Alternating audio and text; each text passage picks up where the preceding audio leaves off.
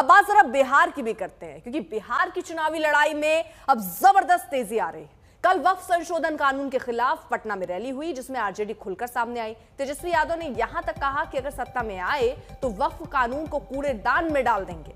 आज बीजेपी ने तेजस्वी पर बड़ा हमला किया। सुधांशु त्रिवेदी ने समाजवादी को नमाजवादी बताकर तुष्टीकरण की राजनीति से बाज आने को कहा। ये एनडीए भाजपा की सरकार जाने वाली है। जब गरीब आवाम की सरकार बनेगी तो इस बिल को, इस कानून को बिहार राज्य जो है कूड़े के दान में फेंकने का काम करेगा। बिहार में किसी भी कीमत पे इस कानून को हम लोग लागू नहीं होने देंगे, नहीं होने देंगे। ये बाबा साहब के संविधान का मजाक उड़ाकर उसे मौलवी स्क्रिप्ट में बदलना चाहते हैं। ये मैं पूछना चाहता हूं ये समाजवाद का चोला उड़े हुए इन लोगों से कि क्या राम मनोहर लोहिया जी का समाजवाद यही था? क्या जेपी का समाजवाद यह था? या कर्पूरी ठाकुर का समाजवाद यह था? भारत रत्न कर्पूरी ठाकुर जी से लेके जयप्रकाश नारायण और लोहिया जी का समाजवाद के साथ आज हम खड़े हैं, जो हम चाहते हैं हर गरीब और मजलूम को उसका हिस्सा मिलना चाहिए। मगर ये किसके साथ खड़े हैं? जो ट्रिपल तलाक के साथ खड़ा है, जो हलाला के साथ खड़ा है, जो मेहरम के साथ खड़ा है, जो हज सब्सिडी के साथ खड़ा है, जो सरतन से जुदा के साथ खड़ा है, जो आतंकियों को अपना भाई, बहन, बेटा, हाफिज बनाने के साथ खड़ा है। इसलिए हम साफ कह सकते हैं कि हम समाजवाद के पक्ष में भाजपा और जदयू खड़ा है, और आज के ये राजद और समाजवादी पार्टी जैसे दल नमाजवाद के पक्ष में जाकर खड़े हो गए। बीजेपी के राष्ट्रीय प्रवक्ता सुधांशु त्रिवेदी ने तेजस्वी पर तीखा हमला बोला। उन्होंने कहा कि तेजस्वी ने वोट बैंक की चाहत में यह बयान दिया है। उनके मन में न संसद का सम्मान है और न्यायपालिका का भी नहीं। बिहार के नेता तेजस्वी यादव ने कहा कि हम संसद से पारित एक कानून को कूड़ेदान में फेंक देंगे। इसका अर्थ यह हुआ कि न संसद का सम्मान न न्यायपालिका का सम्मान। वोट बैंक की चाहत में जो कुछ बोला गया है तेजस्वी यादव और इंडी गठबंधन के अन्य नेताओं के द्वारा, उससे साफ है कि यह संविधान को कूड़ेदान में फेंकने की 50 साल पुरानी मानसिकता से बाहर नहीं आ पा रहे हैं। वक्फ बोर्ड के जिन प्रावधानों के विरुद्ध इंडी गठबंधन के नेता बार बार बोल रहे हैं, क्या वो प्रावधान सऊदी अरब में लागू है जो इस्लाम की जन्मस्थली है? नहीं। क्या इंडोनेशिया में लागू है जो सबसे बड़ा मुस्लिम देश है? नहीं। क्या टर्की में लागू है जो खलीफत की सीट रही है? नहीं। क्या वो पाकिस्तान और बांग्लादेश में लागू है? नहीं।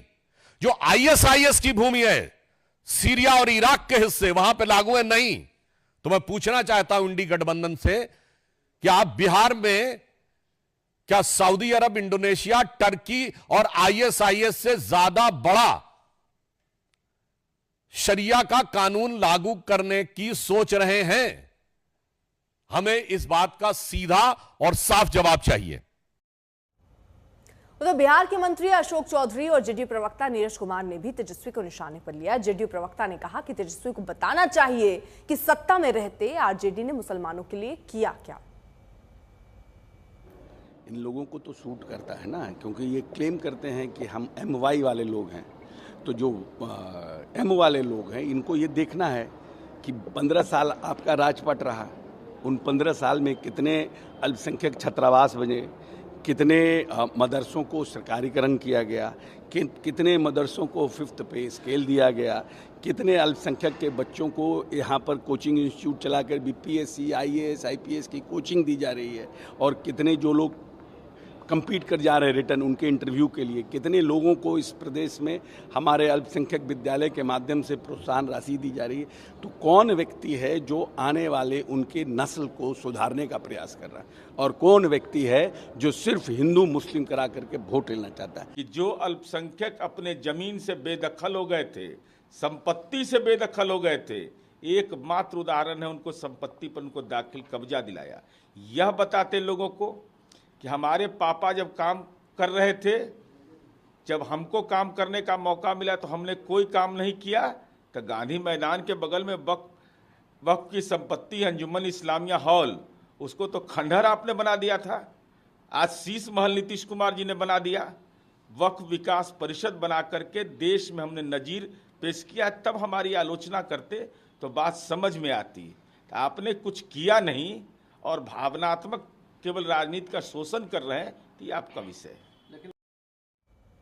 तो वक्फ कानून पर लगातार लड़ाई चल रही है और एक दूसरे पर चढ़ाई भी चल रही है। तेजस्वी का देखिए बयान आया, उसके बाद बीजेपी की तरफ से प्रेस कॉन्फ्रेंस करके तेजस्वी पर सवाल दागे गए और उसका जवाब अब फिर से एक बार तेजस्वी दे रहे हैं। आइए, भाजपा के जो सुधांशु त्रिवेदी जी हैं, इन लोगों का कोई देश की आजादी में कोई योगदान रहा है क्या? ये लोग तो अंग्रेज के गुलाम रहे। ये लोग इमरजेंसी में इनके पिता जेल गए क्या? मेरे पिता इमरजेंसी में जेल गए। ये लोग क्या हम लोगों को बताने का काम करेगा? और किसान कानून जो इन लोगों ने बनाया था, कौन कूड़ेदान में फेंका था? मोदी जी ना फेंके थे।